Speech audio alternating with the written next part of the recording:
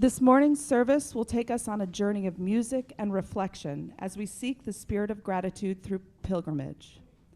Mezzo-Soprano Janette Lallier is a wanderer and a wonderer who spends days supporting the liberal ministry and the calls of UU ministers at the Unitarian Universalist Ministers Association as she continues to pursue a career in vocal performance.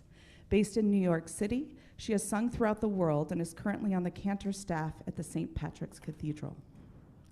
Fellow wanderer Markus Hauck has been a Unitarian Universalist musician for 20 years. He currently serves the UU congregation at Montclair, New Jersey, and has conducted and or played for over 80 musical theater productions and operas, big bands, and jazz combo. I am delighted to share Markus and Janette with you today.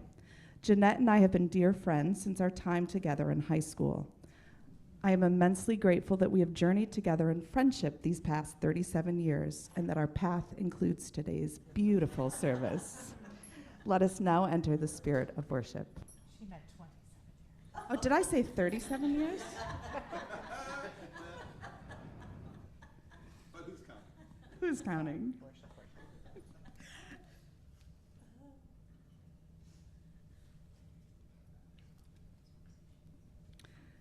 So we're now entering the spirit of worship.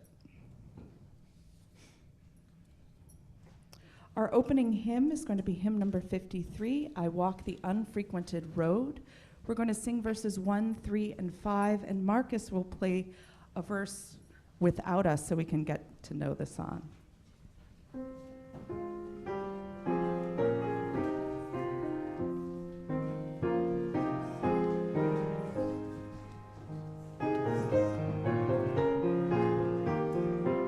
Please stand if you're willing and able.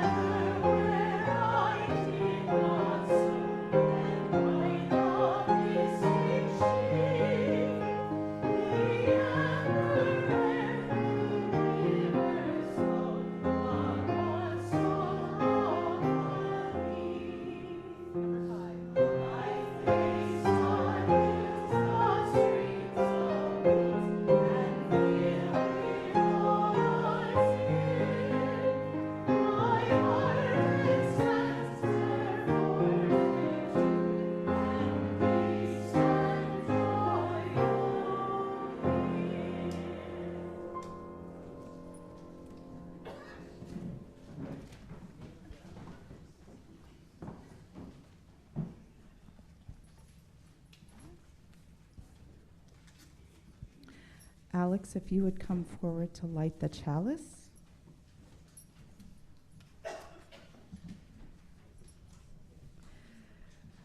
We light this chalice this morning with words taken from the book Warrior of the Light by Paul Coelho. Before a new chapter is begun, the old one has to be finished. Stop being who you were and change into who you are.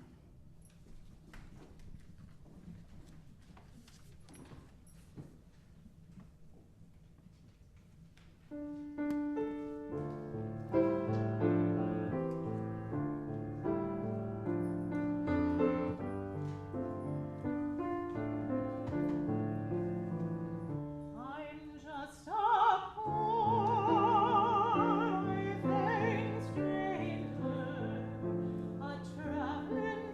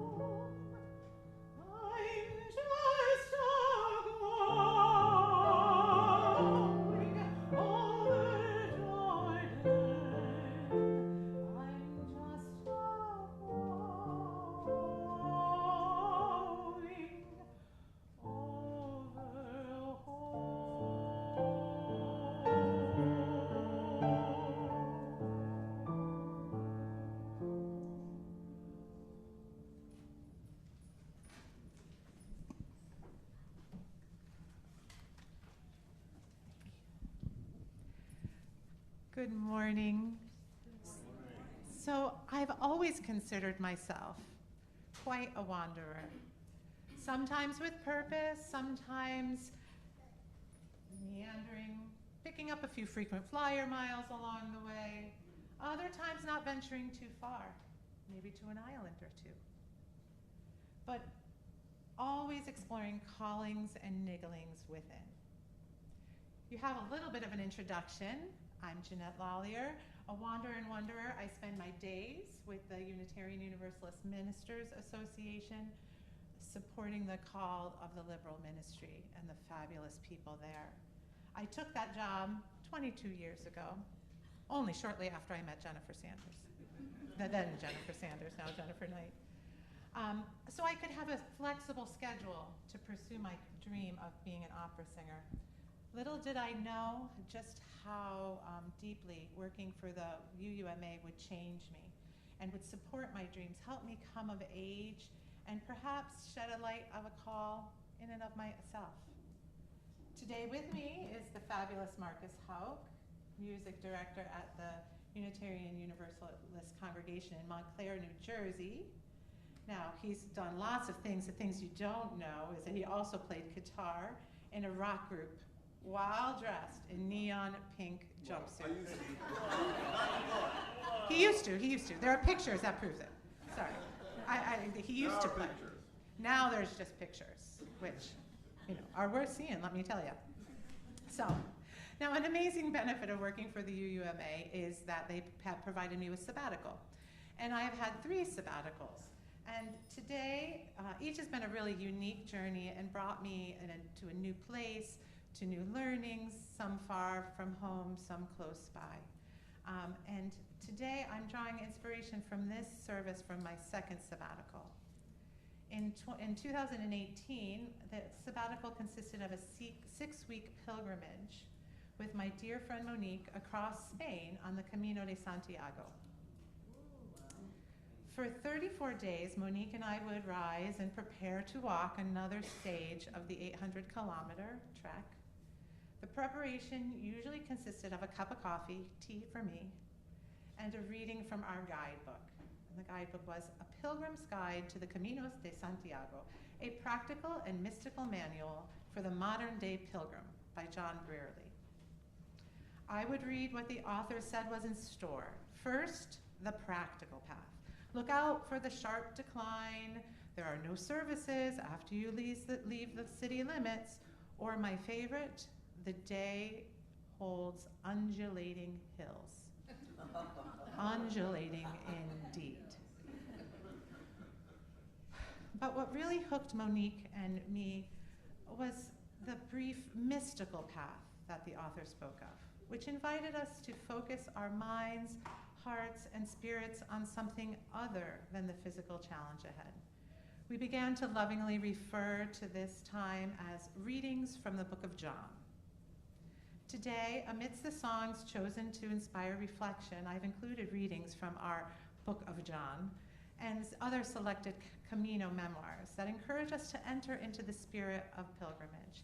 And that's what I invite you to do today, to journey through song and reflection as we seek the spirit of gratitude through the image of pilgrimage, taking time to focus on each moment of our journey, practicing gratitude for the path itself, the smooth and rough terrain, accepting the guidance and help we receive from others along the way, and cultivating a mindset of thankfulness by turning inward to acknowledge the blessings, even the small ones, that bring joy and meaning throughout another stage of the pilgrimage that is life. John Brearley believes that one purpose of pilgrimage is to allow time for old belief systems and outworn truths to fall away so that new and higher perspectives can arise. Today, I invite you to take a small pilgrimage us all together, a journey of gratitude for the joy and meaning that can be revealed in the most surprising places. It's said that pilgrimage unfolds in thirds. The first is for the body, the physical journey. The second for the mind and the emotions. And the last for the soul. In his memoir, The Way, My Way, Bill Bennett attributes the following to an unnamed Italian priest he met on his journey. The first stage is like life, with a lot of high and low emotions, with a lot of joy. The second stage is the meseta, very hard, where there is death. Absolutely nothing. But if you're able to pass, you make it to the third stage, the rebirth. As you reach Santiago, after you have passed all the trouble, you are ready. You are reborn.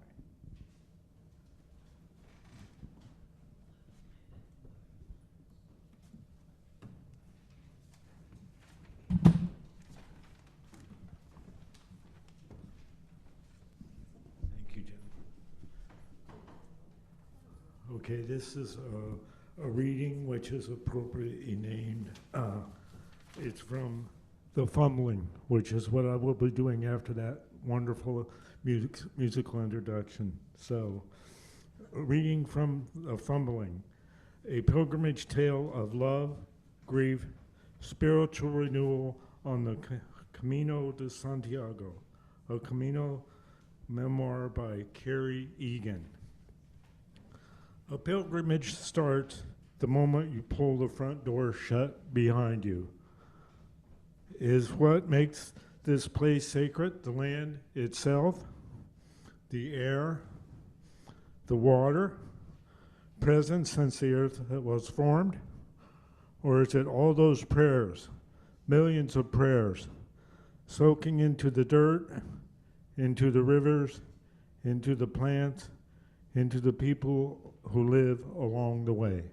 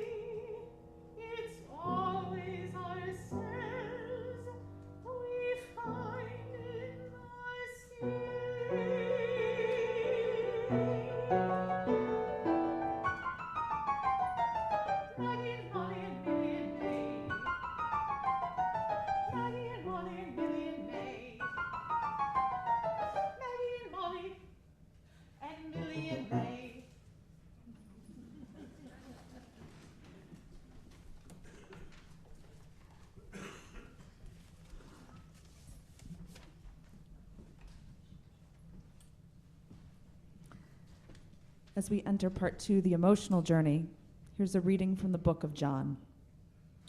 I have endeavored to find a balance between the inner and outer journey by paying equal respect to both, that we might find a place to lay our weary head at the end of the day, but also, and crucially, that we might feel supported and encouraged to dive into the mysteries of our individual soul awakenings, without which all journeying is essentially purposeless.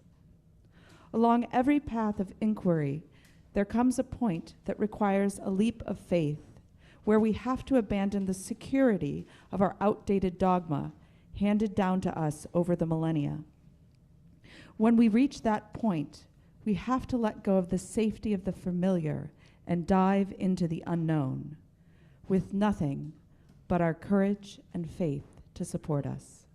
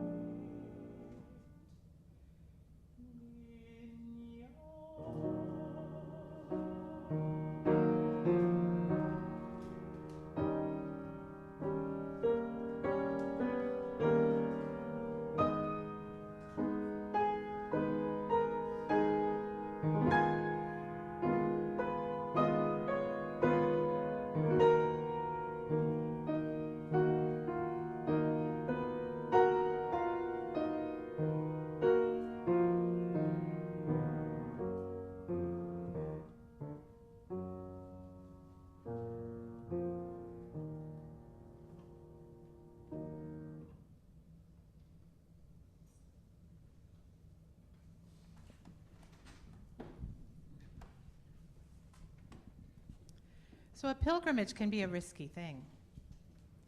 While full of moments of joy, there are also opportunities for self-examination and release. At the Cruz de Ferro, in English, the Iron Cross, pilgrims traditionally arrive carrying a small stone they've brought from home or picked up at the start of their journey. Standing before a simple iron cross and a great mound of stones left by others, they place their stone on the pile as a quiet act of release, symbolically setting down a burden and offering an intention for the path ahead. As we began our journey today, you were given a stone. During this next song, I invite you to hold your stone and reflect on what you might need to release today. Grief, fear, regret, exhaustion, an old story, or a burden, any burden ready to be released, and any intentions that might bubble up for you. And if you need a stone, just raise your hand and our fabulous ushers will bring you one. And later, as our pilgrimage comes to a close and you leave this space, drop your stone by the door as a symbol of letting go and an offering of intention for the next stage that is your path. And in doing so, remember that you are supported by a community of shared compassion and hope, for we never carry this life alone.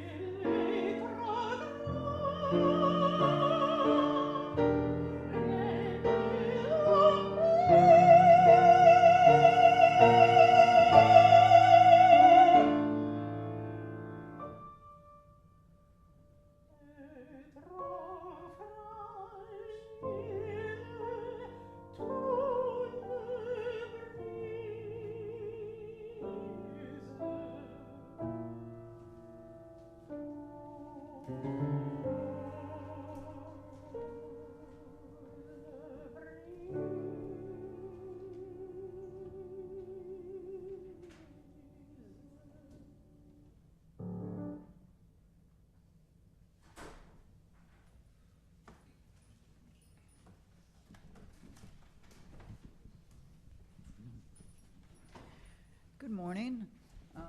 The other day, I was driving in the car, and advertisement came on the radio, and they used a word in that advertisement that I've never heard before, but it was a great word, boostify. Isn't that fun? Say it, boostify. So fun. Well, I think just as the music this morning has boostified our spirits, as treasurer of UUSMV, I assure you your offering today will help boostify UUSMV. So thank you for your generosity. And please know, if this is your first time visiting us, your presence is gift enough. Please let the plate pass.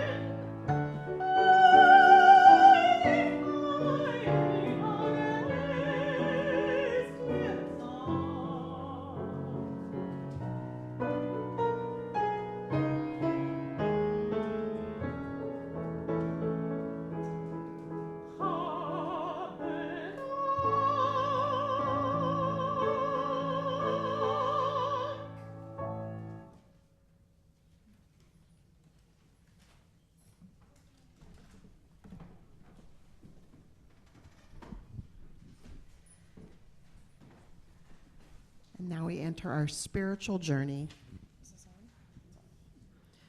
A reading from The Art of Pilgrimage, The Seeker's Guide to Making Travel Sacred by Phil Cousineau. The challenge now is to use the insights gathered on the road to see your everyday life as a pilgrimage. In ways like these, as Thich Nhat Hanh writes, the path around our home is also the ground of awakening. Remember again and again that the true pilgrimage is into the undiscovered land of your own imagination, which you could not have explored any other way than through these lands with gratitude in your satchel and the compassion for all you see as your touchstone.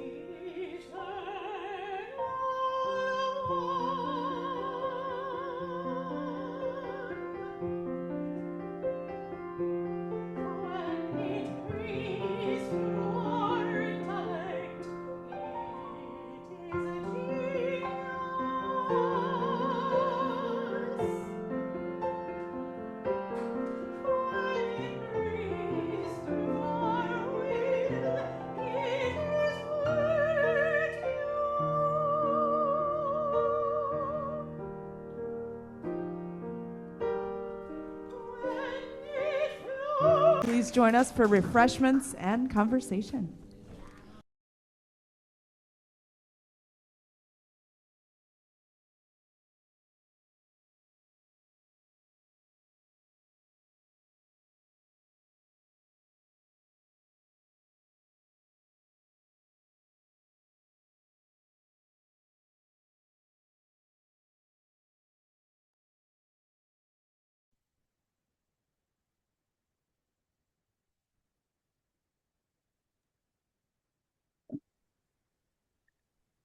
Well,